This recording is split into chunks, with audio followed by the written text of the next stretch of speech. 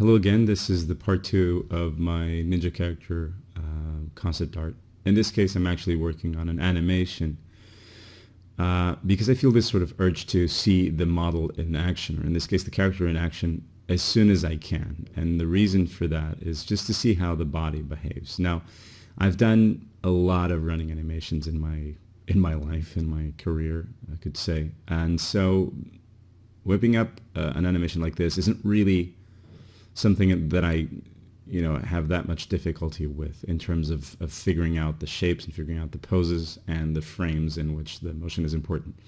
And what I usually do, I start with a 4-frame animation and then I expand from that in case I need it. And in this case I wanted to do an 8-frame animation. It's something that you find on my channel as one of the previous videos of creating an animation, and the process here is going to be pretty similar, except it's going to be focused on the side view, as I'm not going to do any other angle.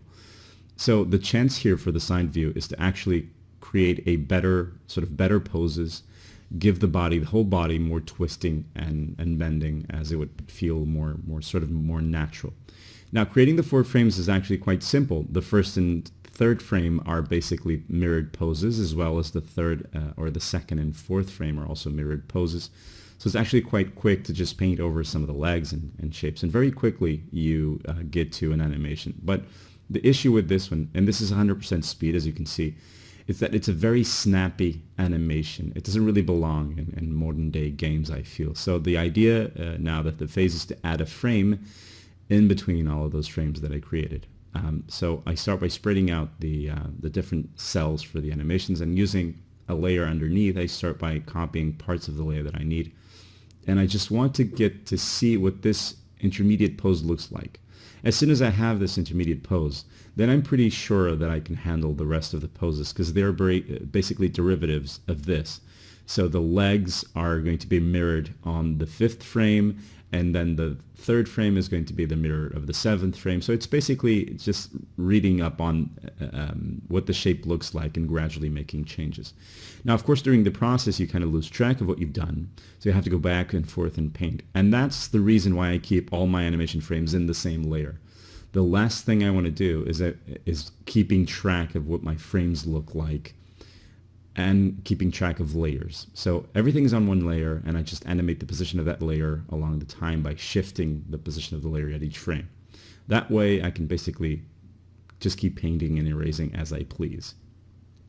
The frames, especially this pose, is very weird because both of the legs are supposed to be up. Now, on a walking animation, usually the pass-through is the highest pose, when your foot is stretched out, touching the ground, and your back leg is coming forward.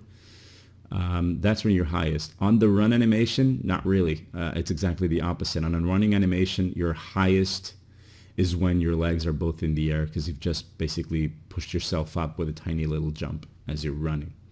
So eventually what you get is a change in up and down motion based off of of the impulse that you give your body based on that. So when you're running, you're leaning forward a lot more. Running is basically, in its sense, basically you keeping yourself from falling forward. Is basically what it is, and you get the sort of balance. So that's why your body is tilting forward. That's why I kept the tilt here.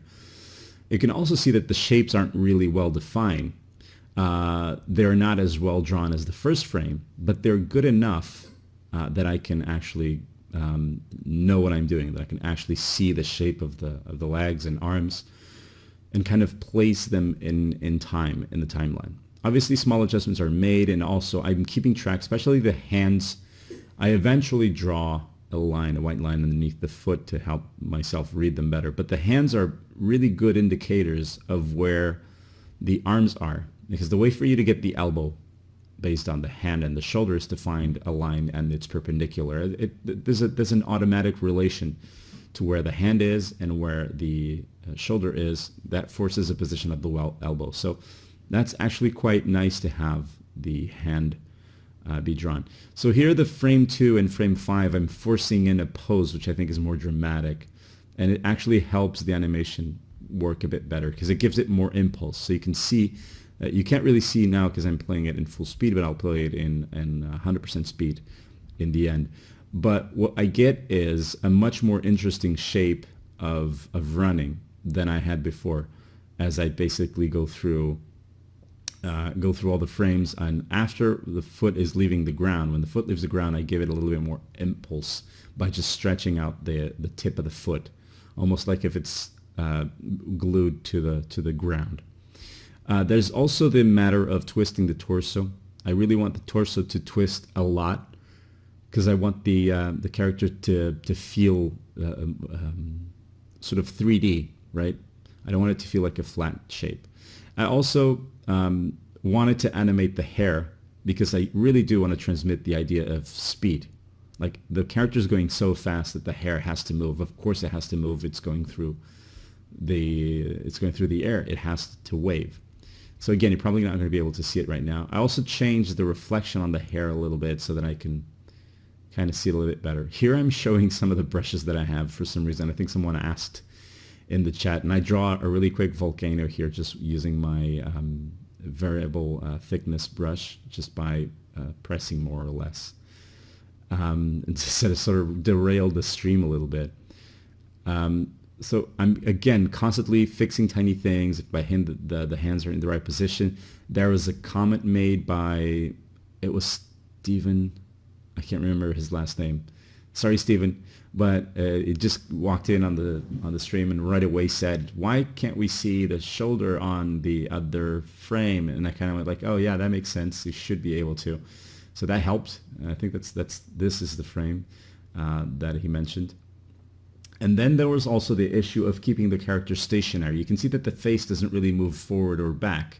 But moving forward and back in some animations is a trick that, especially in anime, you see this happen quite a lot as they make a character run more or less. There was also a tiny shift here because of the new pose that I added. The frame just before that had to change slightly. And by doing that, I'm basically shifting the animation slightly a bit. I'm changing the position of the frames in relation to themselves. So at this point, the animation was pretty much done. I was just fixing the position of the foot, and here is the complete animation, which I find is rather fluid and works really well. Some of the clothing, I will want to have some more fluidness and maybe some weight to it, make it look like it's actually flowing in the wind. But it was more than enough of what I wanted to do. So thank you for watching. I hope you guys enjoy this, and take care.